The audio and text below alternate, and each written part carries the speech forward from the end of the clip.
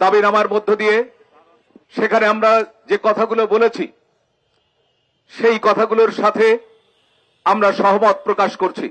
আমরা একটা কথা পরিষ্কার ভাষায় জানাতে চাই, এদেশের সকল গণতান্ত্রিক আন্দোলনে, জুলাই অভ্যুত্থান সহ এদেশের সকল গণতান্ত্রিক আন্দোলনে আমাদের দেশের নারী পুরুষ সম্মিলিতভাবে রাস্তায় থেকেছে।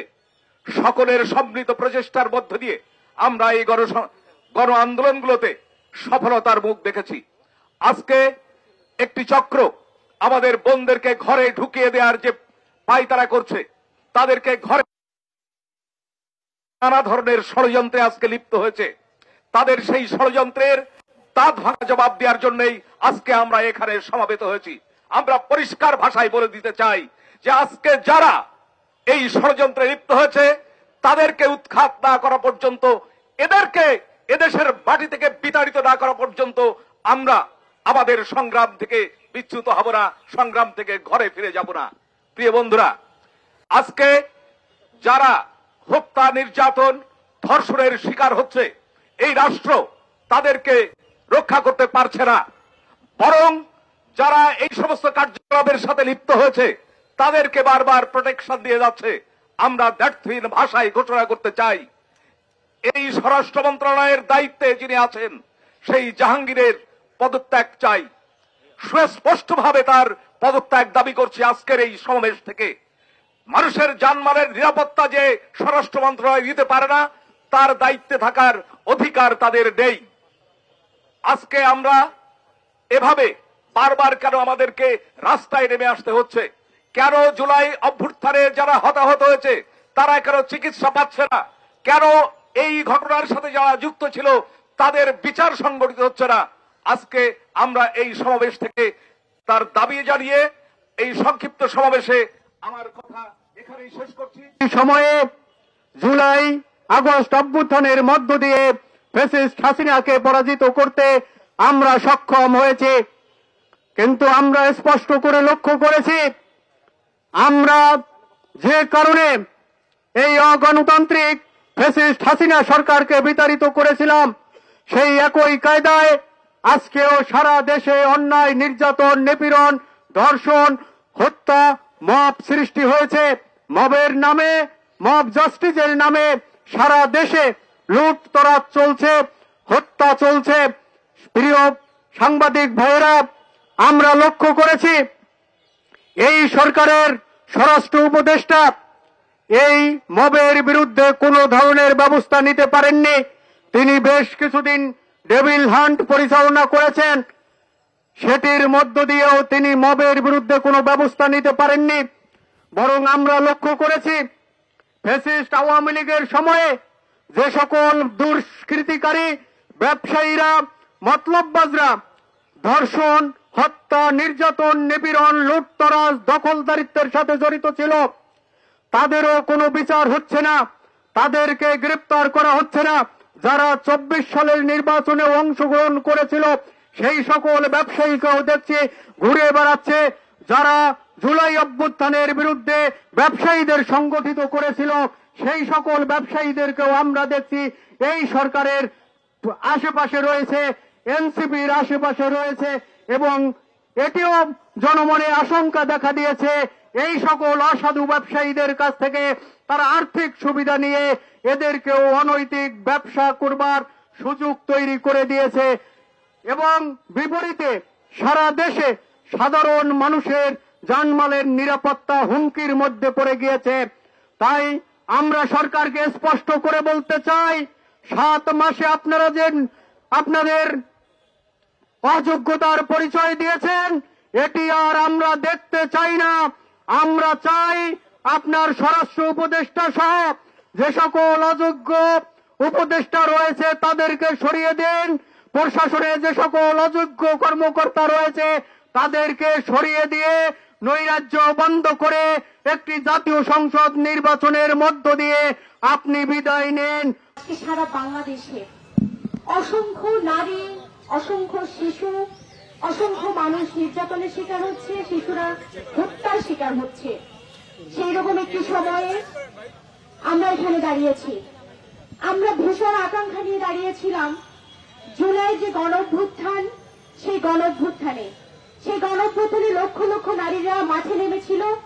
একটাই লক্ষ্য ছিল, বৈষম্যহীন একটা যে পথ চলা, নারীর পথ চলাকে সহজ করা এবং নারীর উপর যত ধরনের বৈষম্য আছে সেই সামাজিক বৈষম্যকে বিলোপ করা, শিক্ষা ব্যবস্থার বৈষম্যকে বিলোপ করা।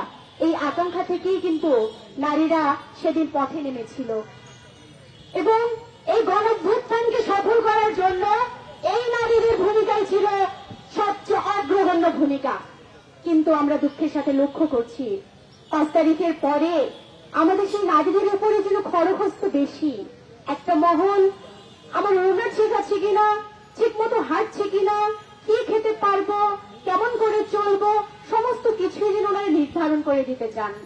অর্থাৎ মানুষ হিসেবে গণ্য করতে চান না, মনে হয় কোনো জড় বস্তু অথবা পণ্য হিসেবে তারা দেখতে চান নারীকে।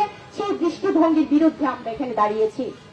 আমরা দাঁড়িয়েছি রাষ্ট্র নামে যে দানব, বারে বারে 53 বছরে জনগণ তার বুকের রক্ত দিয়ে শাসকদের বিরুদ্ধে ন্যায্যতার জন্য দাঁড়িয়েছে, জীবন বলি দিয়েছে, আর শাসকরা সেই ন্যায্যতার দাবিকে ধূলিসাৎ করতে তারা মরিয়া হয়েছে। আমরা দেখেছি যে কিভাবে করে আমাদের এই দেশে তনুকে ক্যান্টনমেন্টের মধ্যে ধর্ষণ করে হত্যা করা হয়েছে, সেই হত্যার বিচার হয়নি। আমরা দেখেছি ধনাঢ্যর ছেলে ওই অন্ধে তার দ্বারা মুনিয়াকে কিভাবে করে ভুক্তভোগী করে তাকে হত্যা করা হয়েছে, সেই হত্যাকাণ্ডের বিচার হয়নি। আমরা দেখেছি আমাদের নুসরাত, আমাদের বোন, সেই নুসরাতকে কিভাবে করে জ্বালিয়ে পুড়িয়ে মেরে ফেলা হয়েছে, সেই হত্যাকাণ্ডের আমরা বিচার পাইনি। এইরকম করতে করতে অসংখ্য নজির, গবেষণা বলছে প্রতি 10 মিনিটে নাকি একটি ধর্ষণের ঘটনা ঘটে। আমরা হতবাক হয়ে যাই। এই জন্যই কি আমরা নারীরা নেমেছিলাম, রাজপথে জীবন দিয়েছি? আমাদের বোনেরা কি সেদিন হল থেকে গভীর রাতে বেরিয়ে এসেছিল এই কারণে? আমরা বলতে চাই যে গণঅভ্যুত্থানের যে আকাঙ্ক্ষা, যে মুক্তির আকাঙ্ক্ষা নিয়ে নারীরা বেরিয়ে এসেছিল, সেই মুক্তির আকাঙ্ক্ষা যখন ধূলিসাৎ হয় তখনও কিন্তু আবার নারীরা বের হয়ে এসেছে প্রত্যেকটি হল থেকে। যখন আসিয়াকে এরকম দানবিক ভাবে তাকে যখন ধর্ষণের পরে হত্যা চেষ্টা করা হয়েছিল, সংগ্রামী বন্ধুগণ, আমরা বলতে চাই শাসক যায় শাসক আসে, চেহারা বদলায় না। আমরা বলতে চাই সেই চেহারার বদল চাই। আমাদের দেশে আর যেন একটি নারী, একটি শিশু আর কখনোই কোনো এই ধরনের দানবীয় হত্যাকাণ্ড, ধর্ষণ, খুনের শিকার না হয়, সেই জন্যই আমরা এখানে দাঁড়িয়েছি। আমরা বলতে চাই যে জুলাইয়ের যে গণঅভ্যুত্থান, সেই গণঅভ্যুত্থানে যারা তার জীবনটা দিয়েছে, সেই গণহত্যার কি বিচার এই বাংলাদেশে হবে না? আমরা তার কোন নজির কিন্তু দেখতে পাচ্ছি না। আমরা শঙ্কিত হই, আমরা ভয়ে ভীত হই, কারণ বারে বারে আমাদের শাসকদের চেহারা সেদিকে হাঁটছে। আমরা সেই জন্য সেই দাবিতে এখানে দাঁড়িয়েছি। আমরা দাঁড়িয়েছি এই 5 তারিখের পরে আপনারা জানেন শতাধিক মানুষকে মব সন্ত্রাসের মধ্য দিয়ে পিটিয়ে হত্যা করা হয়েছে। দেশে যেন আইন নাই, বিচার নাই, যেন শাসন ব্যবস্থা কিছুই নেই। একটা সরকার যে আছে তার নমুনা আমরা দেখতে পাচ্ছি না। আমরা সরকার আছে, গণঅভ্যুত্থানের ম্যান্ডেট নিয়ে আপনারা ক্ষমতায় এসেছেন, সেটি আপনাদেরকে স্মরণ করিয়ে দেওয়ার জন্য এখানে দাঁড়িয়েছি। সংগ্রামী বন্ধুগণ, আপনারা আমাদের যে আজকের এই সমাবেশের যে লিখিত বক্তব্য, সেই লিখিত বক্তব্য আপনারা শুনেছেন। আমাদের যে দাবি দেওয়া, সেই দাবি দেওয়া আপনারা জেনেছেন।